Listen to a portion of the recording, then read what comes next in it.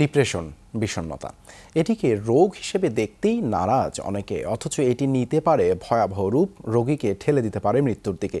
চিকিৎসকরা বলছেন, মনের অসুখের চিকিৎসা ঠিকঠাক মতো না হলে মৃত্যুই অন্তিম পরিণতি।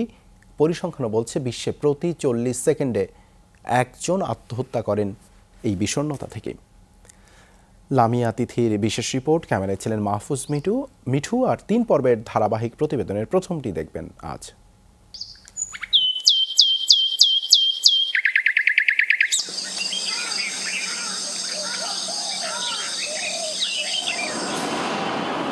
মানুষের মানসিক স্বাস্থ্য নানা কারণে আক্রান্ত হয় অবসাদ, হতাশা আর দুশ্চিন্তায়। উপায় খুঁজতে গিয়েও মেলে না যখন মুক্তির পথ, রোগী হয়ে ওঠে জীবন বিমুখ, এমনকি বেছে নেয় আত্মহত্যার পথ।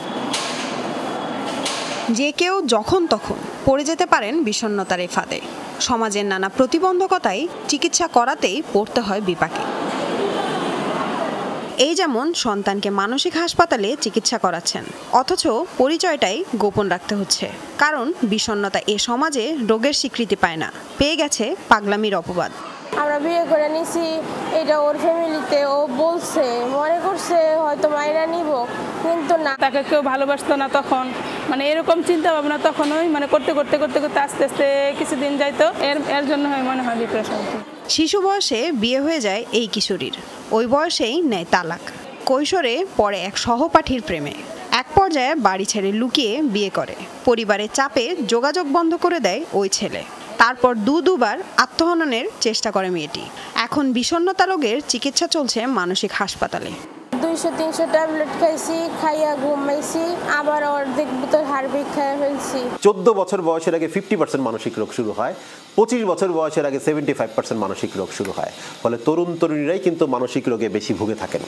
বিশ্ব স্বাস্থ্য সংস্থার হিসাবে বিশ্বে প্রতি 40 সেকেন্ডে একজন মারা যাচ্ছেন বিষাদগ্রস্ততায়।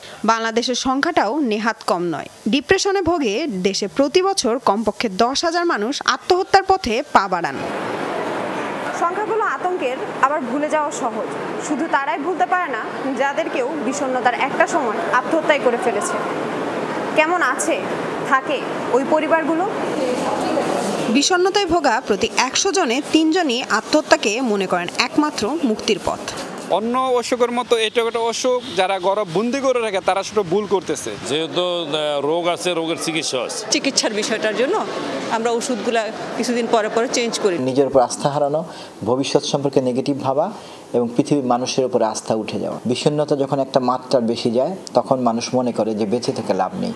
চিকিৎসকরা বলেন, শরীরের মতো মনের যত্নও জরুরি, তবে সেটা করেন না অনেকেই।